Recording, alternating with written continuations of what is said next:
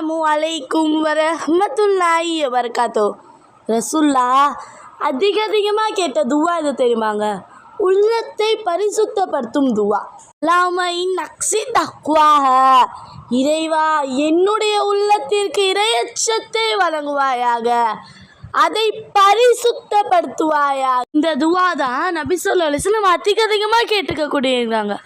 நபி ஸல்லல்லாஹு அலைஹி வஸல்லம்கிட்ட ஒரு நபர் வந்து, அல்லாஹ்வோட வழியில் எனக்கு தர்மம் செய்ய என்கிட்ட பணம் இல்லை, என்னால் செய்ய முடியல, அப்படி நான் என்ன பண்ணுறது அப்படின்னு நபி ஸல்லல்லாஹு அலைஹி வஸல்லம் கேட்கும் போது நபி ஸல்லல்லாஹு அலைஹி வஸல்லம் சொல்கிறாங்க, உன்னால் தர்மம் செய்ய முடியலனா நீ உன் நாவை பேணி சொர்க்கத்துக்கு சென்றுக்கோ அப்படின்றாங்க. ஒருத்தவங்க அறியாமல் பேசினாலும் கிழக்கிற்கும் மேற்குக்கும் உள்ள அளவிற்கு உள்ள நரகத்தில் தள்ளப்படுவாங்க. அறியாமல் ஒருத்தவங்களை கஷ்டப்படுத்தினாலும் அவங்க கிழக்கிற்கும் மேற்குக்கும் இடையே உள்ள நரகத்தில் தள்ளப்படுவாங்க அப்படின்னு அல்லாஹ் தஆலா சொல்கிறான். அல்லாஹ் 50 வக்து நபி ஸல்லல்லாஹு அலைஹி வஸல்லம் மெஹ்ராஜ் பயணம் போகும்போது 50 வக்த் தொழுகையை கடமையாக்கியிருந்தான். ஆனால் மூசா நபி சொன்னாங்க, உன்னோட சமுதாயம் 50 வக்த் தொழுவாது அப்படின்னாங்க, நீ போய் கம்மி பண்ணிட்டு வா அப்படின்னாங்க. 40 ஆச்சு, 40 30 ஆச்சு, 30 20 ஆச்சு, 20 10 ஆச்சு.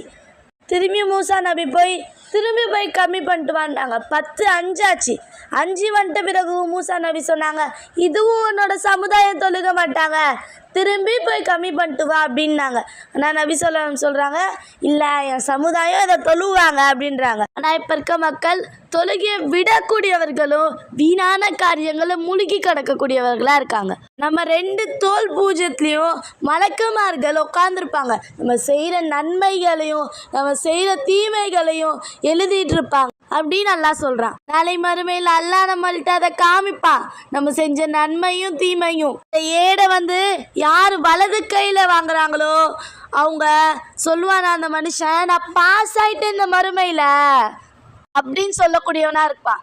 யார் வந்து இடது கையில் வாங்குறானோ அவன் பயப்படுவானா, எனக்கு இந்த மரணமே கடைசியாக இருந்திருக்குமே, ஏன் இந்த நாள் வந்துச்சு, ஏன்னா அவன் ஃபெயில் ஆகிட்டான் அப்படின்னு சொல்லி அவன் பயப்படக்கூடியவனாக இருப்பான் அப்படின்னு அல்லாஹ் தஆலா சொல்கிறான். இஸ்லாத்தில் வந்து தனிமை அப்படின்றதுக்கு ஒரு இடமே இல்லை.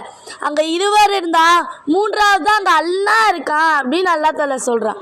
3 பேர் இருந்தீங்கன்னா அங்கே 4வது அல்லாஹ் இருக்கான் அப்படின்னு அல்லாஹ் சொல்லக்கூடியவனாக இருக்கான்.